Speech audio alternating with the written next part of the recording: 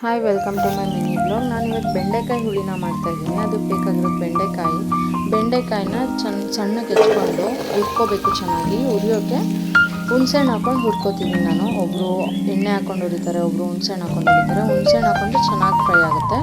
ಈ ಕಡೆ ಹುರಿಯೋಕೆ ಇಟ್ಟಿದ್ದೀನಿ ನಾನು. ಈ ಕಡೆ ರುಬ್ಬಕ್ಕೆ ಮತ್ತು ಒಗ್ಗರಣೆಗೆ ಹೆಚ್ಕೊತಿದ್ದೀನಿ. 1 ಪೀಸ್ ಚಕ್ಕೆ, 4 ಲವಂಗ, 1 ಈರುಳ್ಳಿ, ಸ್ವಲ್ಪ ಶುಂಠಿ ಬೆಳ್ಳುಳ್ಳಿ ಪೇಸ್ಟು, ಆದಮೇಲೆ ಕೊತ್ತಂಬರಿ ಸೊಪ್ಪು ಮತ್ತು ಹುಳಿ ಪುಡಿ. ಇದು ನಾವೇ ಮನೆಯಲ್ಲೇ ಮಾಡ್ಕೊಂಡಿರೋಂಥ ಹುಳಿ ಪುಡಿ. ಸ್ವಲ್ಪ ಕಾಯಿ ತುರಿ ಚೆನ್ನಾಗಿ ರುಬ್ಕೋಬೇಕು, ನುಣ್ಣಗಾಗಬೇಕು. ನುಣ್ಣಗಾಗೋ ತನಕ ರುಬ್ಬಾದ್ಮೇಲೆ ಅದಕ್ಕೇ 1 ಟೊಮೆಟೊ ಸೇರಿಸ್ಕೊಂಡು ರುಬ್ತೀನಿ. ಮತ್ತು ನಾನು 1 ಟೊಮೆಟೊ ರುಬ್ಬಾದ್ಮೇಲೆ ಒಗ್ಗರಣೆಗೆ ಏನೇನು ಬೇಕು ನೋಡ್ಕೊಳ್ಳಿ.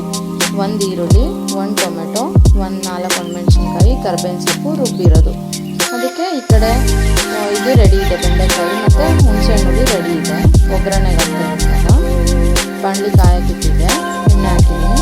ಎಣ್ಣೆ ಕಾದ ನಂತರ ಸಾಸಿವೆ ಚಟಪಟ ಅಂತ ಸಿಡಿದ್ಮೇಲೆ ಒಣಮೆಣ್ಸಿನ್ಕಾಯಿ, ಕರಿಬೇವು, ಈರುಳ್ಳಿ ಹಾಕಿ ಚೆನ್ನಾಗಿ ಫ್ರೈ ಮಾಡ್ತೀನಿ.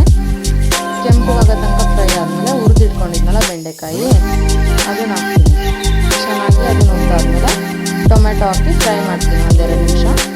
ಟೊಮೆಟೊ ಹಾಕಿ ಫ್ರೈ ಮಾಡಾದ್ಮೇಲೆ ಖಾರ ರುಬ್ಬಿಟ್ಕೊಂಡಿದ್ವಲ್ಲ, ಖಾರ ಹಾಕ್ಬಿಟ್ಟು ಚೆನ್ನಾಗಿ ನೀರು ಹಾಕ್ಬಿಟ್ಟು ಮಿಕ್ಸ್ ಮಾಡಿ ಚೆನ್ನಾಗಿ ಕುದಿಬೇಕದು. ನಿಮಗೆ ಗೊಜ್ಜು ಥರ ಬೇಕಂದರೆ ಗೊಜ್ಜು ಮಾಡ್ಕೊಳ್ಳಿ, ನೀರು ಬೇಕಂದರೆ ನೀರು ಥರ ಮಾಡ್ಕೊಳ್ಳಿ. ಕುದಿಯೋಕ್ಕೆ ಬಿಡಿ ಚೆನ್ನಾಗಿ. ಹುಳಿ ಹಾಕ್ಬಿಟ್ಟು ರುಚಿಗೆ ತಕ್ಕಷ್ಟು ಉಪ್ಪು ಹಾಕ್ಬಿಟ್ಟು, ಹುಳಿ ಬಿಟ್ಟಾದ್ಮೇಲೆ ರುಚಿಗೆ ತಕ್ಕಷ್ಟು ಉಪ್ಪು ಹಾಕ್ಬಿಟ್ಟು 10-15 ನಿಮಿಷ ಕುದಿಯೋಕ್ಕೆ ಬಿಡಿ. ಕುದ್ದಾದ್ಮೇಲೆ ಅದಕ್ಕೆ ಬರುತ್ತೆ, ನೋಡ್ಕೊಳ್ಳಿ. ಚೆನ್ನಾಗಿದೆ, ಟೇಸ್ಟಿ, ಈಸಿ ಆ್ಯಂಡ್ ಟೇಸ್ಟಿ ಬೆಂಡೆಕಾಯಿ ಹುಳಿ.